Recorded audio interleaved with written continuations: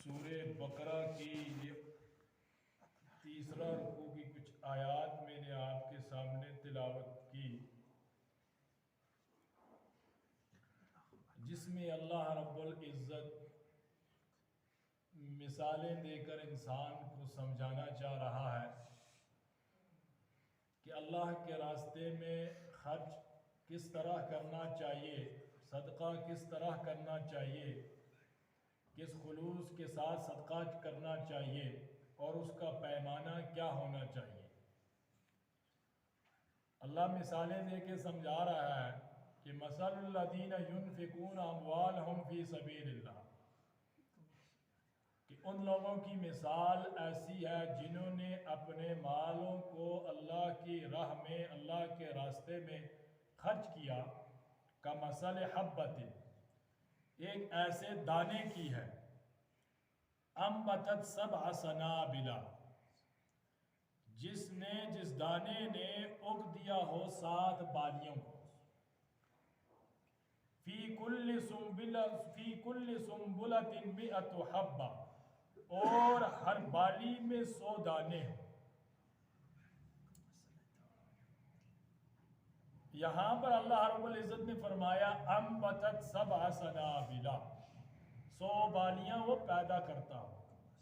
اگتا ہو۔ یہاں پر یہ نسبت مجازی ہے، پیدا کرنے والی ذات تو اللہ کی ہے، دانا کیا پیدا کرے گا بالی۔ لیکن اللہ رب العزت مثال دے کے سمجھا رہے ہیں جو لوگ اللہ کے راستے میں اپنے مال کو خرچ کرتے ہیں، ان کا ثواب اتنا ہی دگنا ہو جاتا ہے جیسا کہ ایک بالی کے اندر 7 بالیاں پیدا ہوتی ہیں، ان 7 بالیوں میں سے ہر ایک بالی میں 100 دانے پیدا ہوتے ہیں۔ واللہ یضاعف لمن یشاء، اور اللہ دگنا کر دیتا ہے جن کے لیے وہ چاہتا ہے۔ یہاں پر صدقہ انسان جو کرتا ہے وہ کس طریقے کا ہونا چاہیے اور کیسا ہونا چاہیے، یعنی اللہ رب العزت نے بعض جگہ فرمایا کہ جو لوگ صدقہ کرتے ہیں ان کو 10 گنا ثواب ملے گا، جو لوگ صدقہ کریں گے ان کو 100 گنا ملے گا، 700 گنا ملے گا، کسی کے بارے میں ارشاد فرمایا کہ بے حساب ملے گا۔ تو امام قرطبی نے اپنی کتاب الجامع لاحکام القرآن میں نقل فرمایا ہے کہ اس آیت سے ہمیں یہ معلوم پڑتا ہے کہ کھیتی باڑی کرنا فرض کفایہ ہے، یعنی سنت ہے، اور اگر لوگ کھیتی باڑی کرنا چھوڑ دیں تو حاکم وقت پر یہ فرض عائد ہوتا ہے کہ وہ جبراً کچھ لوگوں سے کھیتی باڑی کرائے۔ تو اللہ رب العزت نے، امام ترمذی نے بھی ایک روایت نقل کیا، آپ صلی اللہ علیہ وسلم نے ارشاد فرمایا کہ التمس الرزق من خبائل الارض، کہ اپنے رزق کو تم زمین کی تہ میں تلاش کرو۔ تو اس حدیث سے بھی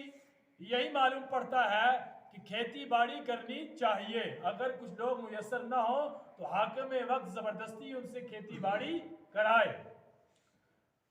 یہاں پر جو ثواب کا ہے کہ اللہ یضاعف لمن یشاء، اس کی تفسیر میں مفسرین فرماتے ہیں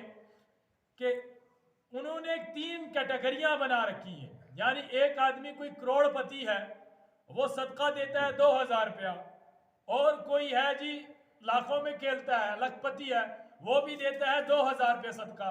اور کوئی 2000 روپے کا ہی مالک ہے، وہ بھی وہ پورا کا پورا کل کائنات اس کی 2000 روپیہ ہی ہے، لیکن وہ 2000 اللہ کے راستے میں دے دیتا ہے۔ اب یہ امام قرطبی نے کہا اور دوسرے مفسرین نے، شارح حدیث نے بھی کہا کہ جو کروڑ پتی ہے 2000 روپے صدقہ دے رہا ہے اس کے لیے 7 گنا ثواب ہے،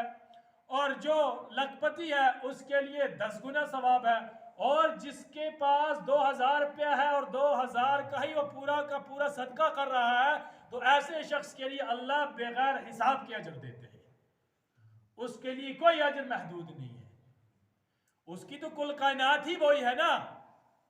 اللہ رب العزت نے اس کے لیے بے حساب اجر رکھا ہے۔ تو اللہ رب العزت نے ایک صدقہ کرنے ایسے لوگوں کی مثال جو اللہ کے راستے میں خرچ کرتے ہیں، ان کی مثال ایک بالی سے تشبیہ دی ہے کہ جس طرح ایک بالی میں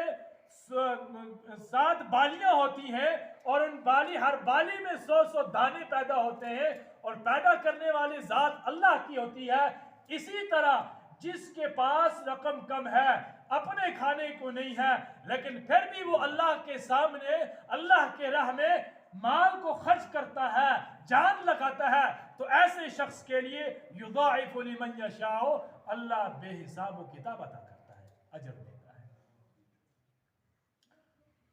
اور جب آپ اس چیز کا اندازہ لگا سکتے ہیں، جب آپ صلی اللہ علیہ وسلم نے صحابہ میں اعلان فرمایا کہ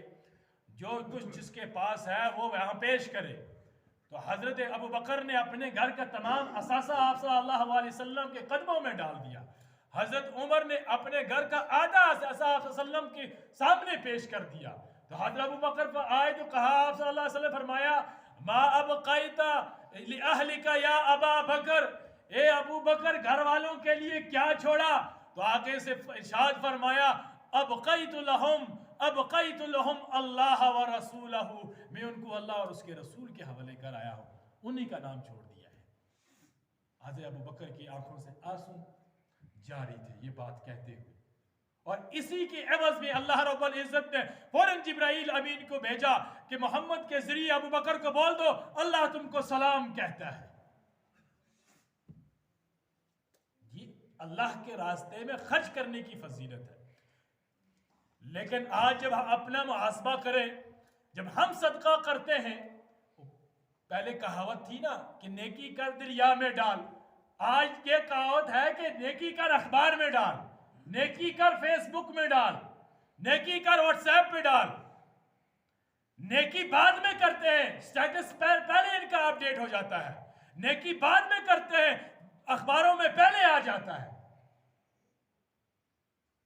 اللہ رب العزت فرما رہے ہیں کہ جو شخص بھی بے حساب و کتاب اللہ کے راستے میں دیتا ہے تو اللہ رب العزت بھی اس کو دنیا میں بے حساب و کتاب عطا فرمائیں گے اور آخرت میں بھی عطا فرمائیں گے۔ واللہ واسع علیم۔ الذین ينفقون اموالهم فی سبیل اللہ، جو لوگ اپنے مالوں کو اللہ کی راہ میں خرچ کرتے ہیں، ثم لا يتبعون ما انفقوا، جو کچھ وہ خرچ کرتے ہیں پھر وہ اس کا پیچھا نہیں کرتے، من ولا اذا، احسان کر کر یا تکلیف پہنچا کر۔ آج جب ہم کسی کو دیتے ہیں، صدقہ ہی دیتے ہیں، تو اللہ کی مدد سے تھوڑا اس کے حالات ٹھیک ہو جاتے ہیں، وہ ترقی کر جاتا ہے، تو بعد میں اس کو تانے دیتے ہیں، اس کو ہم نے ہی دیا تھا، ہمارے پیسوں پہ پلا ہے، ہماری سے شروعات ہوئی ہے اس کی۔ اور یہ مننا احسان نہیں جتلانا ہے اس پہ، اگر دیا، ایک حدیث میں آیا ہے کہ اگر آپ ایک ہاتھ سے دے رہے ہیں تو دوسرے ہاتھ کو پتہ نہ چلے کہ اس ہاتھ نے کیا دیا ہے۔ لیکن آج ہم صدقہ دے کے بھی کسی غریب کی مدد بھی کر دیتے ہیں اور اخبار میں بھی شائع کر دیتے ہیں۔ عام طور پہ آج یہ ہو رہا ہے، پتلے پتلے 200-300 روپے والے کمبل دیتے ہیں، پک کیا، فیس بک میں ڈالا، اخبار میں ڈالا، فلانے منسٹر نے، فلانے ایم ایل اے نے، فلانے ایکٹیوسٹ نے آج غریبوں میں کمبل بانٹے یا عید پیکیج دیے، تو پہلے یہ آ جاتا ہے۔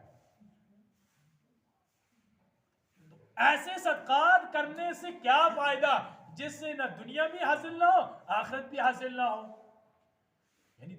آپ خود اپنا مال ہی ضائع کر رہے ہیں نا دے کے، پھر اس سے بہتر تھا آپ نہ دیتے، خود خرچ کرتے۔ آپ مال بھی اپنا لٹا رہے ہیں اور آپ کو اجر بھی نہیں مل رہا ہے۔ اور من و احسان نہیں جتانا ہے۔ اور دوسرا ارشاد فرمایا والعذا، تکلیف بھی نہیں پہنچانی ہے۔ حضرت زید بن اسلم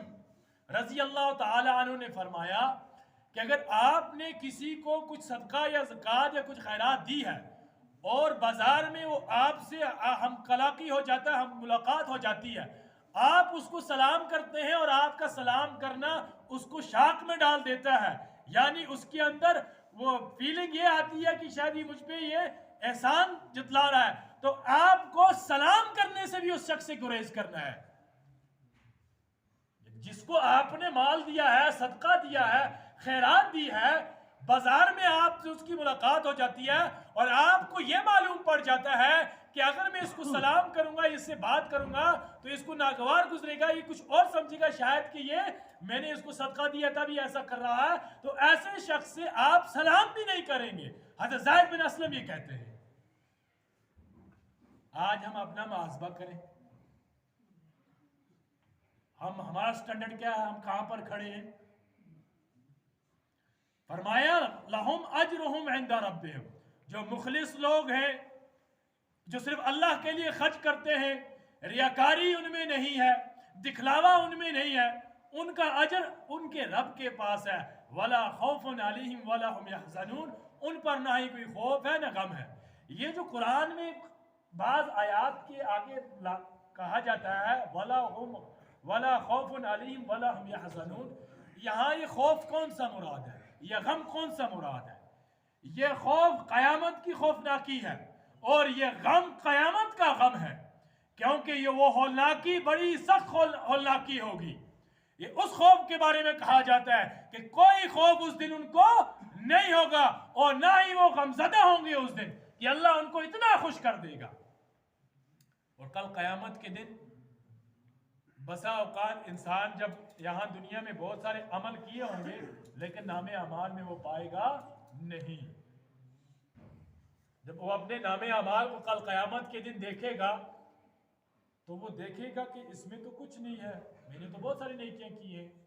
آگے آیت میں اللہ آ رہا ہے، آیت میں فرما رہا ہے قول معروف و مغفرت خیر من صدق یتبع اذى۔ اب یہ فرما رہے ہیں کہ ایک اچھی بات، قول معروف، اچھی بات، نرم والی بات، اور مغفرت بہتر ہے اس صدقے سے جو صدقہ ایذا پہنچائے، جو صدقہ تکلیف پہنچائے۔ یعنی آپ اگر صدقہ دے رہے ہیں ایک شخص کو، اور صدقہ دینے کے ساتھ اس کو تانا بھی دے رہے ہیں یا کوئی ایسی بات کر رہے ہیں جو اس کو ناگوار گزر رہی ہے، تو ایسے صدقہ آپ مت دیجئے، اس سے آپ بہتر ہے اس کو اچھے طریقے سے آپ انکار کر دیجئے، بھائی میرے پاس نہیں ہے یا مجھے اور اخراجات ہیں، قول معروف، اچھے طریقے سے آپ اس سے کیا کر دیجئے، پیش آ جائیے، مت دیجئے ایسا صدقہ جو تکلیف دہ ہو، جو دوسرے کو غم میں مبتلا کرے، پریشانی میں مبتلا کرے۔ ایسے صدقات دینے سے کوئی فائدہ نہیں ہے۔ واللہ غنی حلیم، اللہ تعالیٰ ایسے صدقوں سے بے نیاز ہے اور وہ بردبار ہے۔ یا ایھا الذین آمنوا لا تبطلوا صدقاتکم بالمن والاذی، احسان جتلا کر، تکلیف پہنچا کر، اے ایمان والو تم اپنے صدقوں کو باطل اور تباہ و برباد مت کرو۔ آپ نے صدقہ بھی دیا، احسان بھی جتلا دیا، آپ نے صدقہ بھی دے دیا اور تکلیف بھی پہنچا دی، تو یہ صدقہ آپ کا باطل ہو جاتا ہے، یہ صدقہ آپ کا نفع بخش نہیں ہوگا۔ چاہے آپ کروڑوں روپے لٹا دیں، چاہے آپ کروڑوں روپے لٹا دیں، وہ صدقہ آپ کا ریگان جائے گا۔ اگر آپ خلوص دل کے ساتھ 1 روپیہ بھی اللہ کی راہ کے لیے دیں گے، وہ اس 1 کروڑ کے مقابلے میں زیادہ ہوگا، وزنی ہوگا۔ آگے فرمایا کالذی ينفق مالہ رئاء الناس۔ اب وہ لوگ، یہ پہلے ان لوگوں کا تذکرہ تھا جو خلوص دل کے ساتھ صدقہ کرتے ہیں، یہاں پر ان لوگوں کا صدقہ ہے جو صدقہ کرنے سے پہلے ہی پیپر میں آ جاتا ہے کہ ہم نے جی فلانے کو اتنے پیسے دیے، 50,000 دیا، غریبوں میں کمبل بانٹ دیے، یہ ان لوگوں کی مثال ہے۔ کالذین ينفقون مالہ رئاء الناس، اور وہ لوگ جو خرچ کرتے ہیں دکھلاوے کے لیے، ریاکاری کے لیے، ولا یؤمنون باللہ والیوم الآخر، حقیقت میں وہ اللہ پر اور آخرت کے دن پر ایمان نہیں لاتے، دکھلاوے کے لیے خرچ کر دیتے کہ ہاں اگلا آدمی سمجھے بڑا سیٹھ ہے، مالدار آدمی ہے، یہ اللہ کے راہ میں دیتا ہے، لیکن حقیقت میں اس کا وہ صدقہ جو ہے وہ باطل جاتا ہے، اس کے لیے وہ نفع بخش نہیں ہوتا ہے۔ ایسے شخص کی اللہ رب العزت مثال دے رہے آگے، فَمَثَلُهُ، ایسے شخص کی، یعنی جو لوگوں کے دکھلاوے کے لیے صدقہ کرتا ہے، ریاکاری کے لیے صدقہ کرتا ہے، كَمَثَلِ صَفْوَانٍ، ایک ایسی چٹان کی طرح ہے، عَلَيْهِ تُرَابٌ، جس پر مٹی ہو، فَأَصَابَهُ وَابِلٌ، اس پر بارش پڑی ہو، فَتَرَكَهُ صَلْدًا، تو وہ مٹی اس سے اتر کر ایک چٹان بن گئی ہو، یعنی ایک چٹان پر مٹی ہے، بارش پڑی وہ مٹی اتر گئی اور وہ نیچے چٹان بالکل ظاہر ہو گئی۔ اب یہاں یہ کیوں مثال دی؟ اگر وہ مٹی اس پہ رہتی، سال رہتی، 1.5 سال رہتی، جب پتھر پہ مٹی ہوتی ہے تو اس پہ سبزہ جم آتا ہے، سبزہ اگ آتا ہے، لیکن جب بارش پڑ گئی اس پتھر پہ، وہ مٹی دھل گئی، پتھر ظاہر ہو گیا باہر، تو اس پہ اب کچھ پیدا نہیں ہوگا۔ تو ایسے شخص کی مثال ایسی ہے جو لوگوں کے دکھلاوے کے لیے صدقہ کرتا ہے، ایسے پتھر کی طرح ہے، ایسی چٹان کی طرح ہے، فَأَصَابَهُ وَابِلٌ کہ اس پہ بارش تو پڑی فَتَرَكَهُ صَلْدًا، لیکن اس بارش کے ساتھ وہ مٹی بہہ گئی اور وہ کیا بن گئی؟ سفید چٹان بن گئی۔ لا يقدرون على شيء مما كسبوا والله لا يهدي القوم الكافرين، اللہ کافر قوم کو ہدایت نہیں دیتا۔ یہاں کافر سے کیا مراد ہے؟ کافر قوم کو ہدایت نہیں، کیا کافر کیا انکار کرنا ہے؟ کفر کے معنی ناشکری کی بھی ہوتے ہیں، ناشکری کے معنی میں بھی کفر استعمال ہوتا ہے، یعنی ناشکری کرنا۔ اگر کسی کو اللہ رب العزت پیسہ دیتا ہے، غنی کرتا ہے، تو غنی دے کے اس میں بھی اس کی مصلحت ہوتی ہے، وہ غنی کر کے آزماتا ہے کہ یہ میرا شکر ادا کرتا ہے یا نہیں کرتا،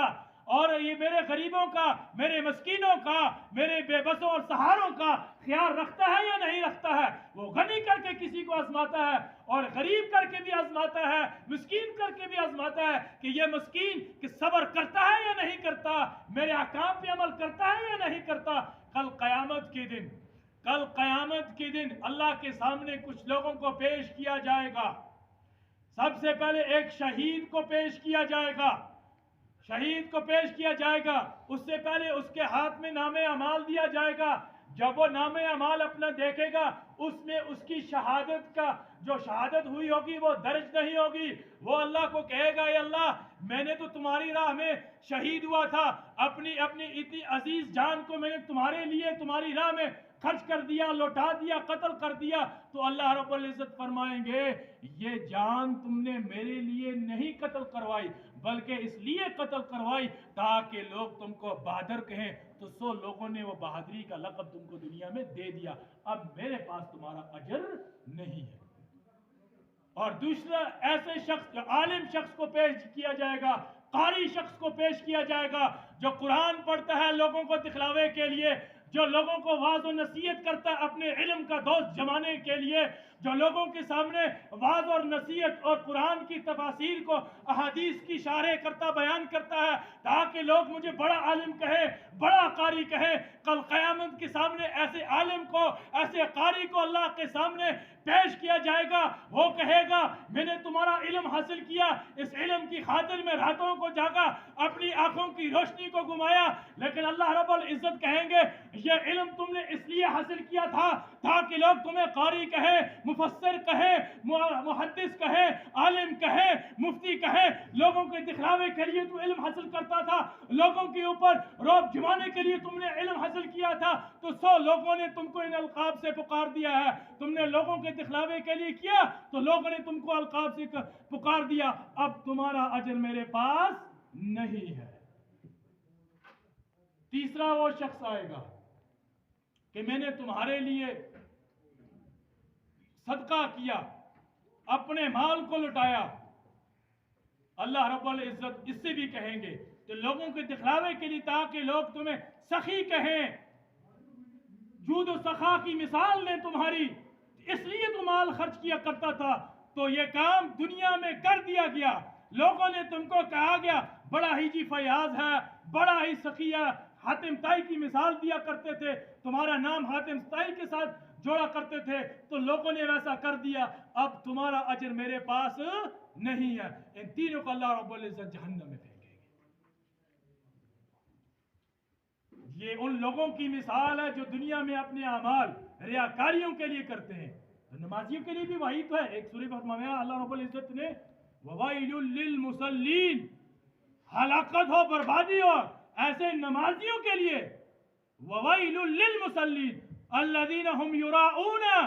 جو دکھلاوے کے لیے نماز پڑھتے ہیں۔ कि लोग मुझे नमाजी कहें, मुत्तकी कहें, परहेजगार कहें, अल्लाह का वली कहें, इसलिए मैं नमाजें और तस्बीहात कर रहा हूँ। तो ऐसे शख्स के लिए अल्लाह रब्बुल इज्जत ने फरमाया वैलुल लिल मुसल्लीन, हलाकत और बर्बादी है ऐसे नमाजी के लिए, ऐसे शख्स के लिए जो लोगों के दिखावे के लिए, रियाकारी के लिए अमाल करता है। और बाज़ उलमाए किराम ने इन चीज़ों को शिर्क असगर कहा है, यानी रियाकारी के लिए कोई काम करना, कोई अमाल करना,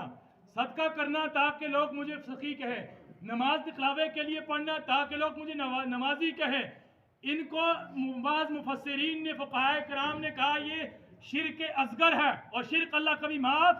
नहीं करता। इन चीज़ों से बचना चाहिए, अपना मुहासबा करना चाहिए। आगे फरमाया वमसलुल लज़ीना युनफ़िक़ूना अमवालहुम इब्तिग़ाअ मर्ज़ातिल्लाह, और उन लोगों की मिसाल जो अपने माल को अल्लाह की रज़ात हासिल करने के लिए खर्च करते हैं, व तस्बीतम मिन अनफुसिहिम, और अपने दिल के इस्तिक़लाल के लिए